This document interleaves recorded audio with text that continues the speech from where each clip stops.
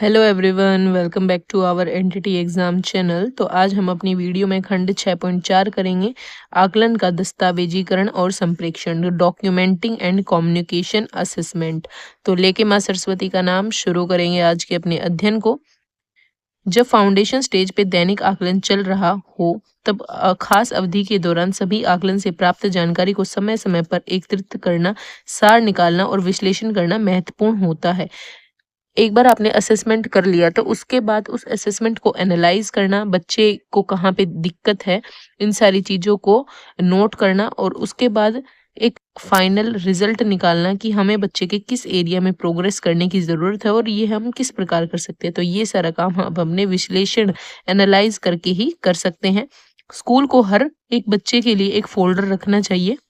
Specific हर एक बच्चे का असेसमेंट का फोल्डर होना चाहिए। फोल्डर में बच्चे के बारे में सभी जानकारी को प्रत्येक टर्म वर्ष के दौरान शिक्षक द्वारा दर्ज का विवरण रखा जाना चाहिए।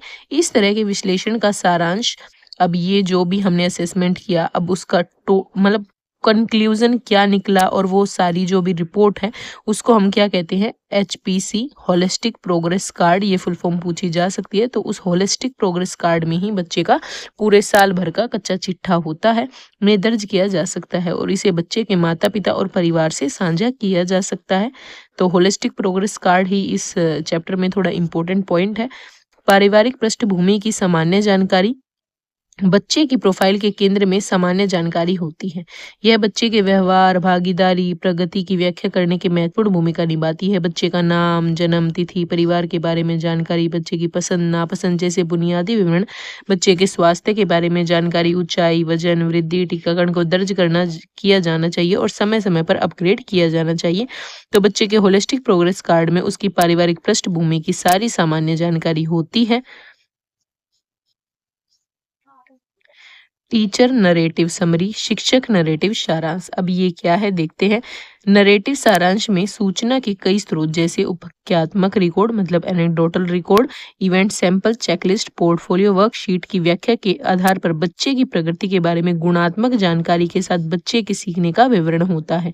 तो नरेटिव सारांश में आपने देखा कि बच्चे के जो भी असेसमेंट के टूल्स होते हैं, उन टूल्स को हमने जो भी यूज करके जानकारी प्राप्त की है वो सभी हमारा टीचर नरेटिव समरी में होता है। यह बच्चे की सीखने की प्रगति के बारे में माता पिता और अन्य शिक्षक को गहराई से जानने में मदद करता है। नरेटिव सारांश में नीचे दी गई बातें शामिल हैं।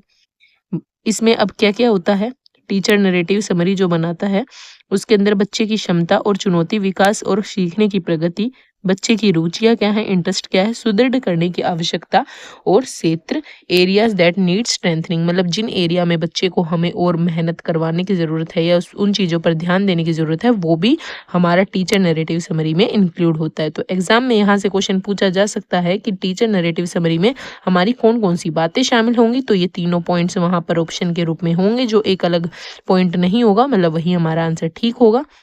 तो इन तीनों पॉइंट्स को आपको ध्यान से याद रखना है। अगर नरेटिव सारांश को दर्ज करना और बनाए रखना बोझिला लगता है तो इसे वैकल्पिक अतिरिक्त इनपुट के रूप में माना जा सकता है, लेकिन अगले भाव में वर्णित HPC हमारा होलिस्टिक प्रोग्रेस कार्ड की प्रगति का एक महत्वपूर्ण दस्तावेज है, इसलिए इसे हर एक शैक्षणिक वर्ष के लिए बनाया जाना जरूरी है। अब यहाँ पे होलिस्टिक प्रोग्रेस कार्ड NEP 2020 में संकेत किया गया कि HPC एक बहुआयामी कार्ड होगा जिसमें प्रत्येक विद्यार्थी की विशेषताओं के साथ साथ संज्ञानात्मक, भावनात्मक, साइकोमोटर डोमेन के विकास की बारीकियों से किए गए विश्लेषण का विस्तृत दिया जाएगा। मतलब होलिस्टिक प्रोग्राम में बच्चे के हर एक एस्पेक्ट को इंक्लूड किया जाएगा, उसका physical, developmental, motor, social, emotional, हर एक एरिया को इंक्लूड किया जाएगा, इसलिए इसे एक बहुआयामी कार्ड कहा गया है। होलिस्टिक प्रोग्रेस कार्ड में न केवल शिक्षक द्वारा किए गए आकलन शामिल होते हैं बल्कि माता पिता द्वारा दी गई टिप्पणियां व अवलोकन और स्वयं बच्चे द्वारा किए गए सरल स्व अवलोकन भी शामिल होते हैं। तो ये पॉइंट भी थोड़ा नया है, इस बात को ध्यान रखना है कि होलिस्टिक प्रोग्रेस कार्ड में केवल बच्चे, शिक्षक द्वारा केवल बच्चे का आकलन शामिल नहीं होता बल्कि बच्चे की खुद के बारे में उसकी क्या राय है, माता पिता की टिप्पणियां और अवलोकन क्या है, उन सारी चीजों को शामिल किया जाता है। यहाँ पे दिखाया गया है सेल्फ असेसमेंट फॉर्म। यहाँ पे बच्चे का नाम लिखा जाएगा। Circle the picture that show how you work today. जैसे कि I like doing this work, कोई भी काम करने में आपको कैसा लगा, मतलब जो भी काम यहाँ पे लिखेंगे हम, यस नो, इस तरीके से हम यूज कर सकते हैं इसे।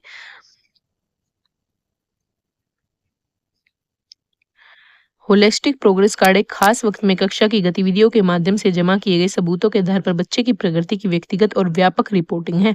होलिस्टिक प्रोग्रेस कार्ड में माता पिता के आकलन और बच्चे के सीखने के बारे में समझ को दर्ज करना एक महत्वपूर्ण भूमिका निभाता है। कई हितधारकों के लिए एचपीसी प्रासंगिक हो सकता है। एचपीसी वह माध्यम है जिससे स्कूल बच्चों के सीखने की प्रगति को परिवारों तक पहुंचाता है।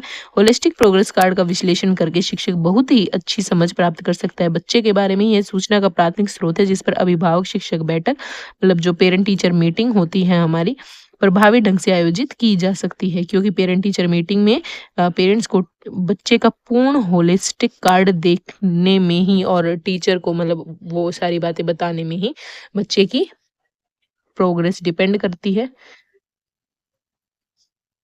होलिस्टिक प्रोग्रेस कार्ड में दक्षताएं। होलिस्टिक प्रोग्रेस कार्ड में एक सेक्शन होना चाहिए जो दक्षता आधारित हो, मतलब जिसमें सारी कॉम्पिटेंसीज लिखी हो बच्चे की।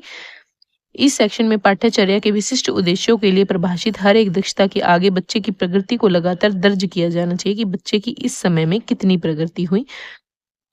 मतलब एग्जाम में पूछा जा सकता है कि होलिस्टिक प्रोग्रेस कार्ड में दक्षताओं को शामिल किया जाना या नहीं किया जाना चाहिए या नहीं किया जाना चाहिए।